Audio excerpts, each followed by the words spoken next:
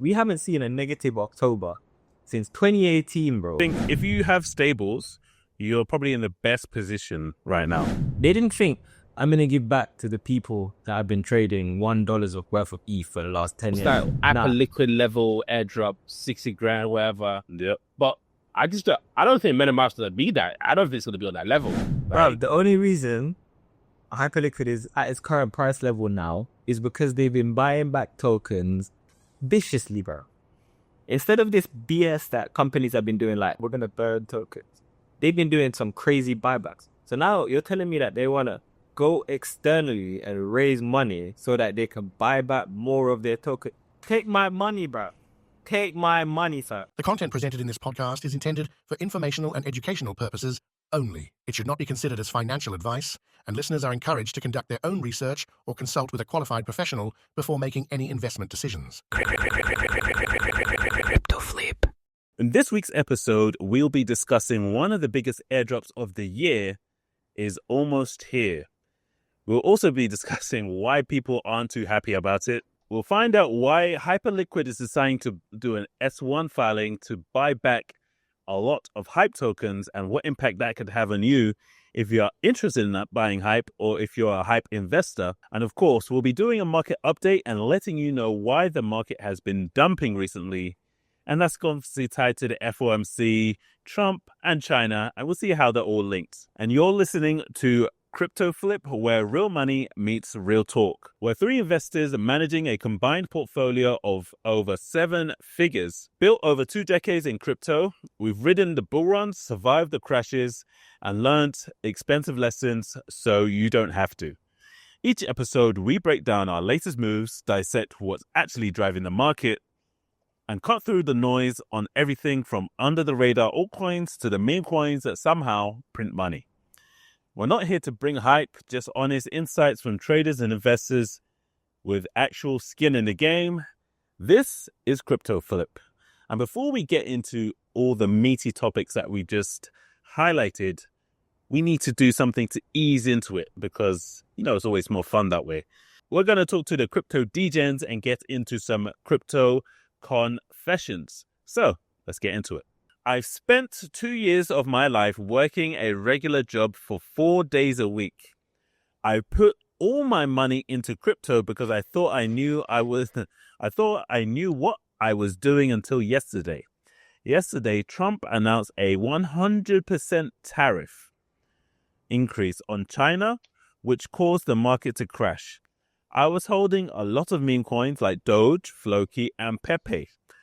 All of these meme coins went down roughly 60%. I got liquidated on all my positions, losing well over 20K.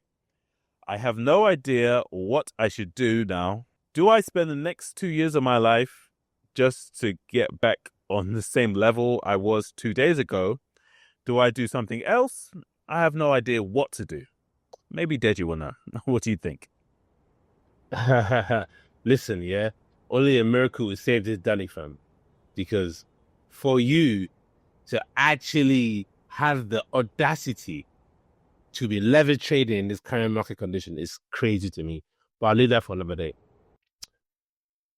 You know what this is saying, yeah, is careful what you think you know.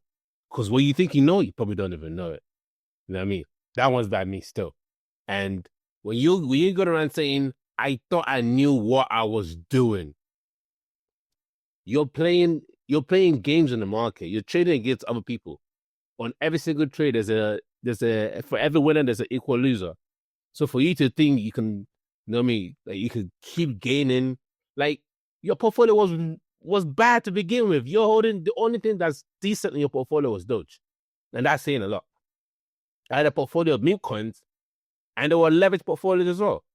So, like, always prepare for the worst, always assume the worst, always remain defensive when it comes to trading, always take profit. That's the only way to basically survive this bull run. That's the only way to survive in any market, whether it's bear market or bull market. Honestly, you know what I mean? Make sure your risk management is on point, fam. Because if you had unrealized P&L of 20K, yeah, what in your right man think you're gonna double that after 20K? That's why you didn't cash out. You could have cashed out wait for certain levels to get filled again, i.e. this crash now, and then you could have long sweetly with another 5-10K. That would have been a beautiful trade. But now you're just stuck, liquidated, give them on the rapid market. People like Q are what we call exit liquidity, fam. And I'm sure Ricardo can relate to that if he was here. I'm telling you, you can't keep trading. Like, throughout this past 2 weeks, there's been a lot of volatility in the market, right? People that are not sleeping are usually leverage traders. If you're a spot holder, if you're a spot buyer, if you're a spot investor, if you're a long-term investor like we are, like, I haven't even opened my laptop. I ain't even looked at the chart. I don't need to. Because I know what's going on. Because I'm dialed in naturally. Not just here for a quick fleeting cash, trying to go to Ibiza, trying to make some P. Come on, man. It's just, you got what you deserve. So hopefully when you come back again, you come back with more common sense. Because that's what you need.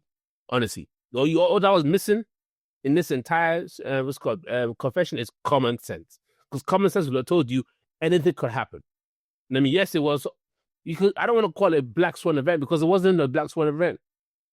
It wasn't. The signs were there if you were willing to see it. But all you kept seeing was money, money, money, money. I'm printing P&L, printing P&Ls. When you mix two potentially explosive, two potentially destructive forces, and I'm talking about meme coins and leverage, there's only one way it's going to end. If you stay in the game long enough, there's only one logical conclusion. And unfortunately, you had to find out the hard way. Because one way or another, you're going to get wiped out. And you did. You lost 60%. You work 4 days a week. And it's going to take you 2 years to get back to where you were. Unless, of course, you're going to try and get back in the markets and make up for what you lost. In which that 40% you've got remaining may turn into dust. Sometimes people have to learn that easy come, easy go. You're making money. It was fast money. That's what leverage trading does. The house always wins, as they say. That's why I don't promote leverage.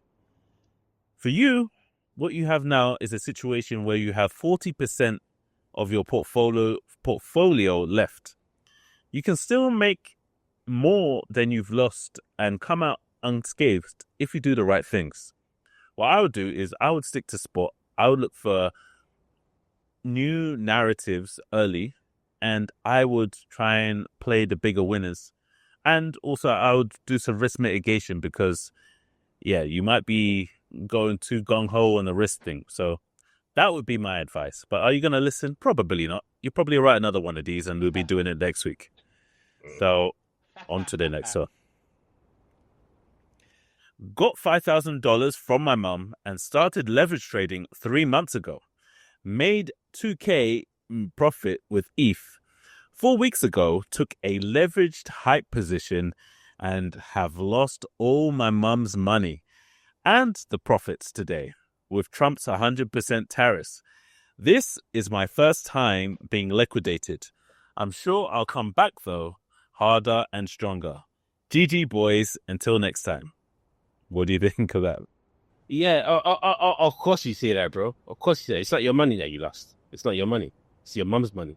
If that was money you worked hard for, and you saved, you did paper routes, you begged, you did chores, you scrubbed the floor, scrubbed the dad's car to get that money saved up, and then you lost it, you'd be heartbroken. But it's not your money. It's your mom's money. You know what I mean? So that's why you don't feel remorse. But listen, the way I see it is, yeah, you man are what we call exit liquidity in this space. Honestly. Especially when you insist on using leverage trading all the freaking time. Like, I don't get the infatuation with leverage trading because most of the time your result is bad. You know what I mean?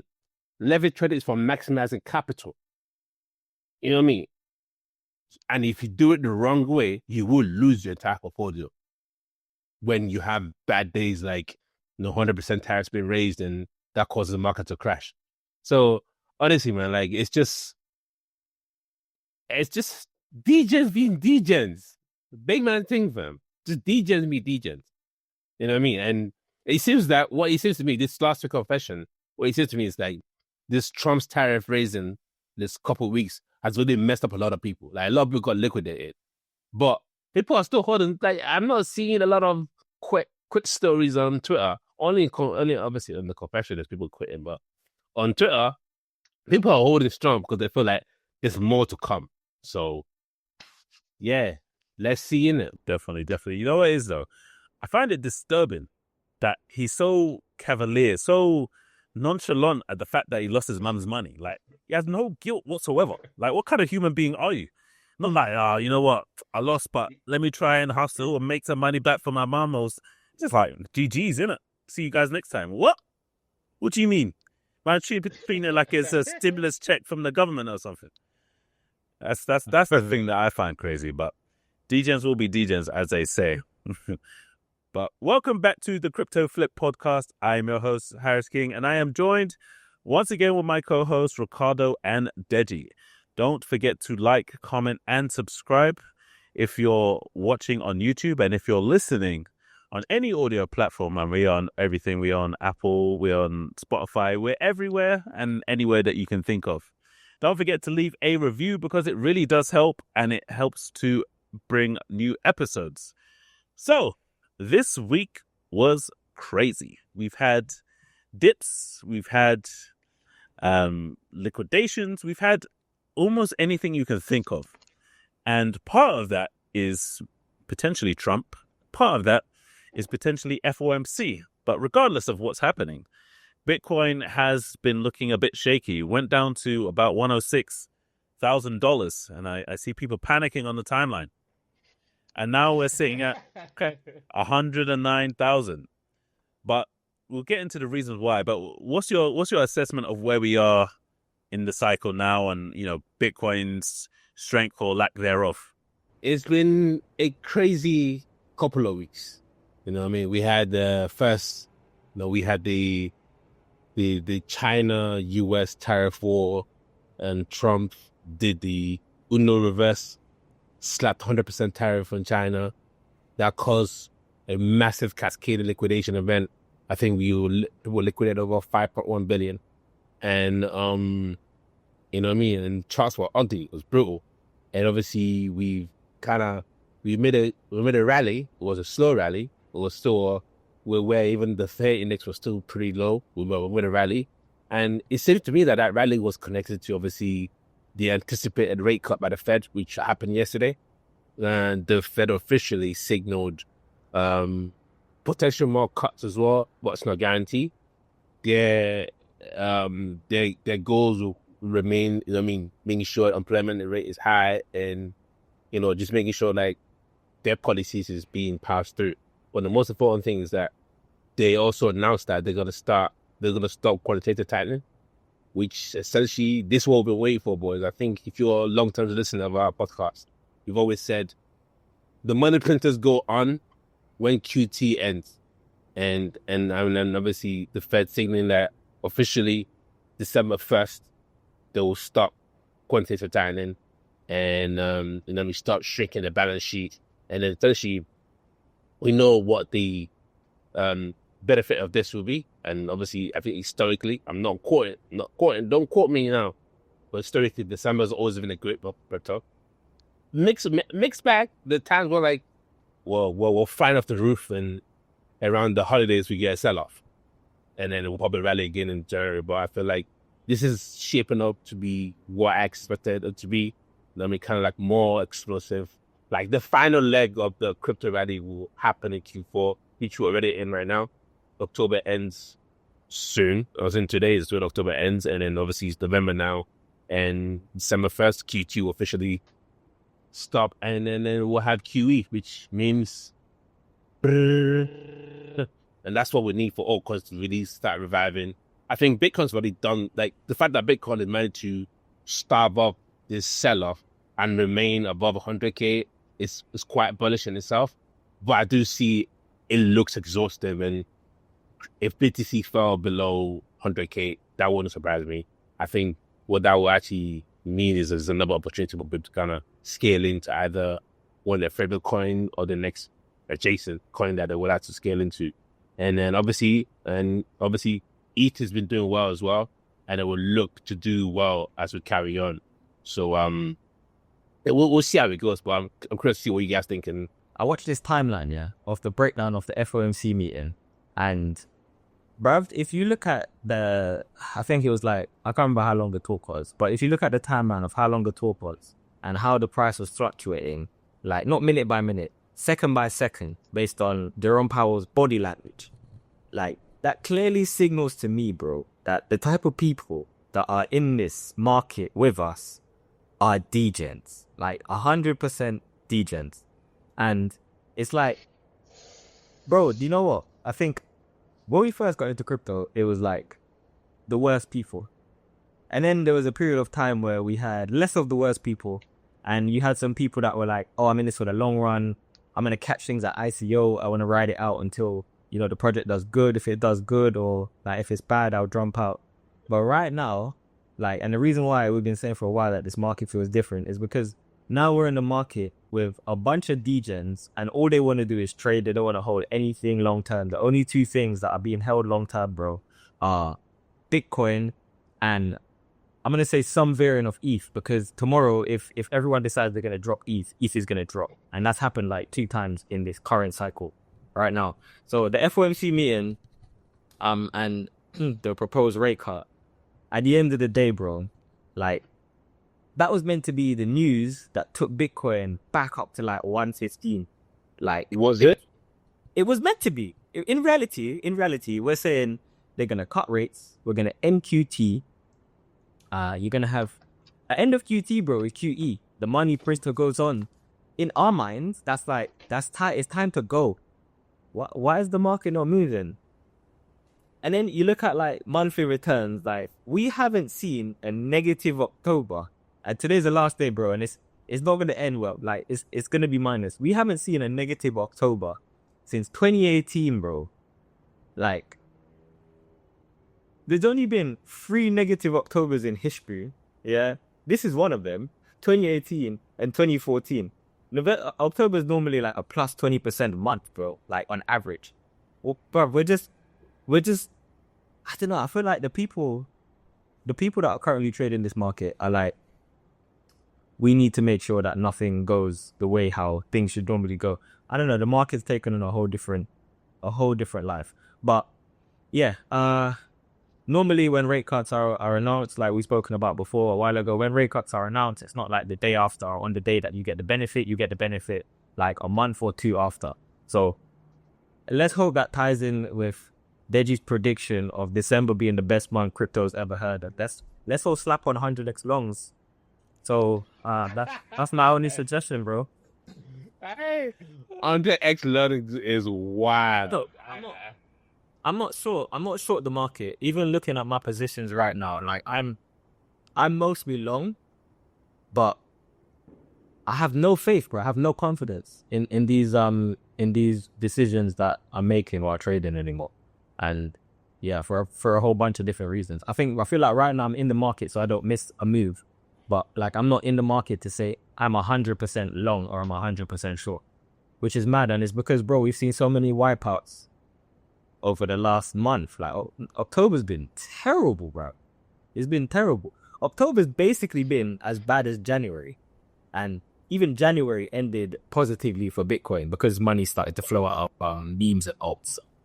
But it was expected though, because we had such a nice rally. I mean, you know what I mean? It was due for a correction, and even now it still looks decent. Like, it's still under 20% correction. So this is all baked in. I mean, this is always the game. You know what I mean? If you feel like you can't stomach a 30% correction in crypto, you're in the wrong business. Honestly, yeah, you're in the wrong business. You can't stomach 60% loss, especially if you're a leverage trader. You're in the wrong business. So yeah, What? So honestly. 60% loss? You mean like 60% of the token value? Because you know that's like, for some man at 100x, that's like, they got to sell their wife and kids to pay that. Oh, what do you mean? Liquidation, end of game over. That's what that means. I mean, that's what I said, especially if you're on, you know what I mean? Like the Trump news, the tires, the 100% tires. A lot of DJs were max long, 50x long, 40x long, and they were leveraged. So literally, they didn't have no room to grow, and they got liquidated. So that's what I was referring to more. No, I hear that. I feel like that's gonna affect the market as well going forward. I feel like even with QE, the amount of leverage traders that got wiped out this month, placing longs and shorts, some people just out of money, bro. Like, and that's just it. But yeah, that's my take anyway. I just think the markets right now is in a crazy place. But yeah, we're probably gonna see up from here. This is bull market. Things haven't dropped significantly. We've seen corrections, but yeah, the market could be poised to like shoot upwards. So that's why I'm in it. Yeah, I think the market is in a very nuanced place. So I think if you have stables, you're probably in the best position right now, because if there's further drawdown, you can obviously you can capitalize on it, and if it starts to trend upwards, you maybe you miss 5% of a move, 10% of a move, but you can catch the rest of it without necessarily being exposed and being trapped in a position that you don't want to be trapped in. So I think that stables is a good way to go if you have liquidity on the sideline. If you've just been wiped, then boy, the game's a game. But as my co-host was saying, you know, it was part and parcel of crypto. So yeah, I mean, look, drawdowns are always going to happen. They have always happened. They always will happen in crypto. Now, the variance will obviously vary because of how much liquidity is being injected into the markets. But I think if you've been in crypto for more than one cycle, it's assuming that this isn't your first cycle, I think we can all agree that this is the worst bull market in recorded history. And I don't need to go into the reasons why. It's a different market. You just have to adapt, and it's a hard thing to adapt to. But if you're not able to adapt, then you're simply not going to survive, and it's going to be a very, very ugly bull market, as it already has been. You know, you have to be very tuned in. You have to be very perspicacious. You have to be, if you're not tuned in, you can miss a move, and you know, by the time you are about to jump in, let's say a few days afterwards, the move's gone. Like, it's so quick, so rapid. So yeah, I think if you keep your ear to the ground, keep some stables on the side, you should still be able to make money from this bull market. And despite how bad it's been, there is still money to be made. And somewhere else where there's money to be made, potentially, is MetaMask, because they have recently announced a rewards program, a $30 million rewards program, amid airdrop speculation. But it has actually brought some user backlash. So let me give you a bit of a summary, and then I'll bring in my co-host. MetaMask announced its Reward Season 1 program on October the 29th, offering over $30 million in points-based incentives for activities like swaps, trading, bridging, etc. And also includes past on-chain usage. The initiative, starting on iOS and Android, and browser support soon. Polymarket odds for a Mask token launch went up to 47%. But a lot of people have actually been critical because the point system doesn't reward OG users in ways that other chains and other protocols have done for, you know, simply being an OG user of the platform. So is this a good way to do the airdrop? Is this something that you'll participate in? Is MetaMask just farming its users and ignoring the people that helped build them? What do you guys actually make of this? I think if people were under the impression that MetaMask were going to reward you for using the platform when you're paying them for it, you're probably in the wrong mindset. They're going to do the thing that's best for their platform at the end of the day. And they're going to reward the users that they want to reward. Like, they had a meeting. They said, we want to launch a token. We want to drop some airdrop. We want to give back to our community. They didn't think, I'm going to give back to the people that have been trading $1 of worth of ETH for the last 10 years. Nah, they want to give back to the people that are using the platform the best and paying the most fees. And unfortunately, the MANDEM HAVE MOVED are purely the people that are not the people that they want to pay back, because they're not the people that are paying the maximum amount of fees, and they're not the people that are like maximizing use of MetaMask. Obviously, bro, this is crypto. If you feel like companies should work for you, not even just crypto, like this is just the world of business. Ultimately, like, it was never going to be in everyone's favor, and so it was going to be mostly to support the people that they want to support. So I'm not even remotely surprised, if I'm honest. Man said they're gonna reward you for doing $1 trade of E. No, but honestly though, like it's real talk. And I mean, sometimes the truth hurts, but this is what it is. I think when you, I know what they were hoping for. They were hoping for, because they've been using the file for a long time, and they were probably hoping for that hyper, what's that hyper liquid level airdrop, 60 grand, whatever. Yep. But I don't think MetaMask's gonna be that. I don't think it's gonna be on that level. Yeah, it's not the same one. It's not the same game. It's totally different game, and even just the stuff I'm playing is what it is. There's gonna be plenty about airdrops. There's about whining about ones you're not gonna get. I mean, it's all started done.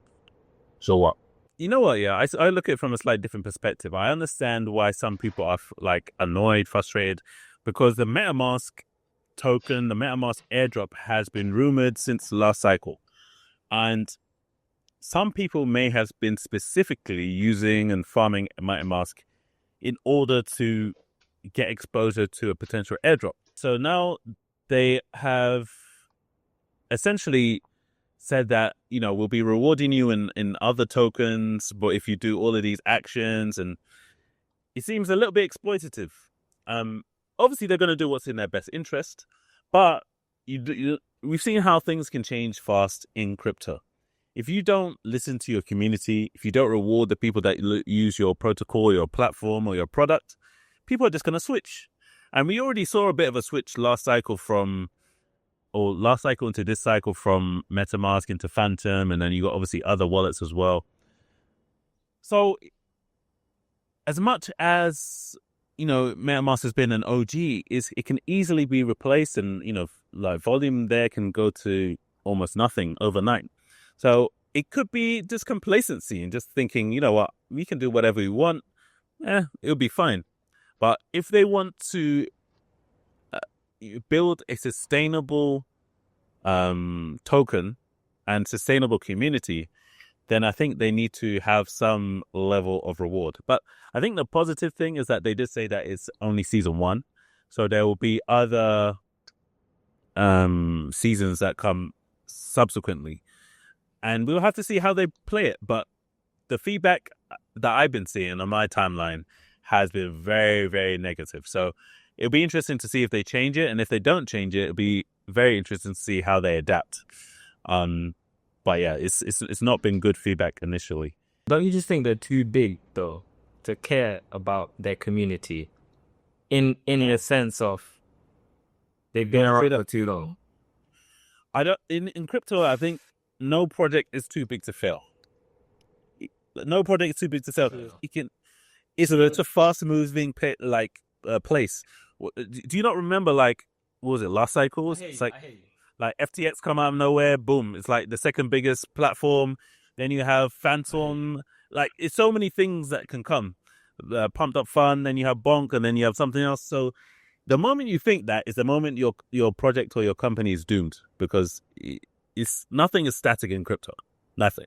And something else that isn't static is Hyperliquid, which is filing an S1 with the SEC. Is to raise up to $1 billion through a 160 million share offering, with part of the process to be used for potential high token purchases, aka buybacks.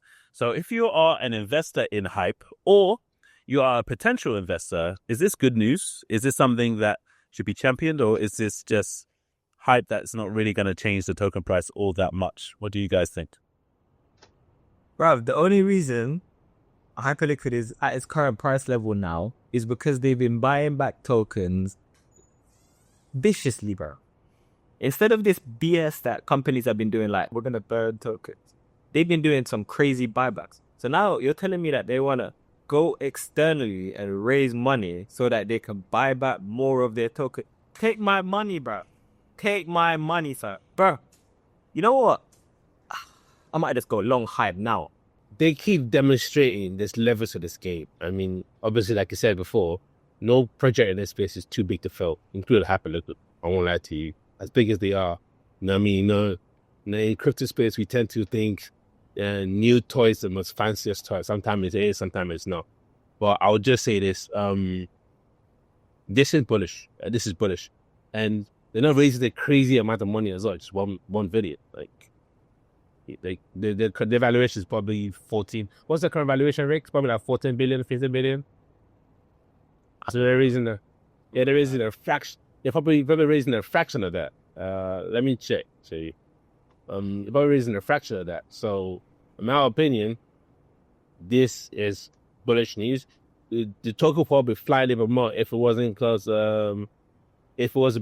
obviously it's not really the market looks a bit exhausted right now. But if it was better market condition, I think the token will probably flying and making new all-time high. So Definitely. probably still will.